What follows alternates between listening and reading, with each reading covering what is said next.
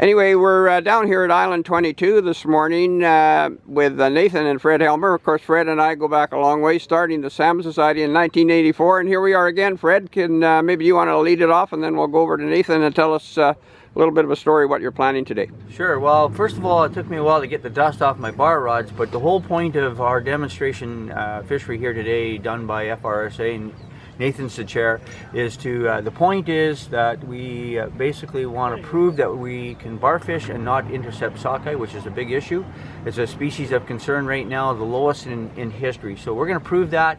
The rest of the fish that are caught today are incidental. It's a demonstration fishery because we are suggesting that a lot of people are catching Chinooks. We don't have that opportunity. It's been declined, and we just don't think it's fair, it's not right, and it has no rationale and basis to validate that.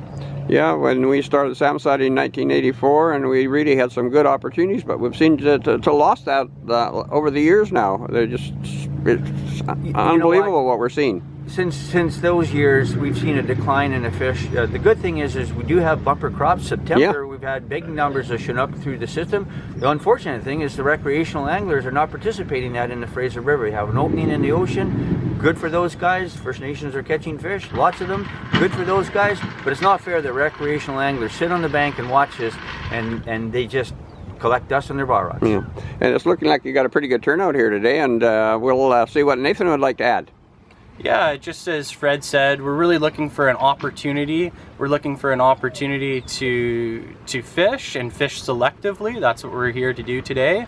All the fish today that we're going to be catching, they're all going to be released unharmed back in the water. And yeah, we're just asking DFO for an opportunity for anglers to get out there and do some fishing. Yeah. So you're going to be documenting some of the... Yeah, so we'll be documenting. We got some forms here, so we're going to know how many hours, how many people were out there, and then what type of fish were caught. Everything today is going to be documented, and then we're going to be handing that information over to DFO. Yeah, there was word maybe might be another one on the weekend, because of course it's in the middle of the week, but you people have commitments and stuff, and you know. Yeah, well, in order to get accurate data, we need to do these events more often. You know, one day is not a good sample size, so we need a few days in order to get a good sample size of, you know, how many fish are being hooked, what type of fish are being hooked.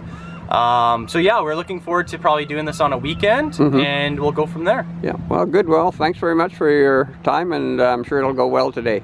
Yeah, thank you. And thank you too, Fred. Would you like to add any more? Or? Good old times, my friend, and you know what, I don't know how old you are, but I'm about 65. I feel like 85. Oh, well, I'm 77, and I feel still pretty good. I feel like 55. Yeah, you act like you're 15 though.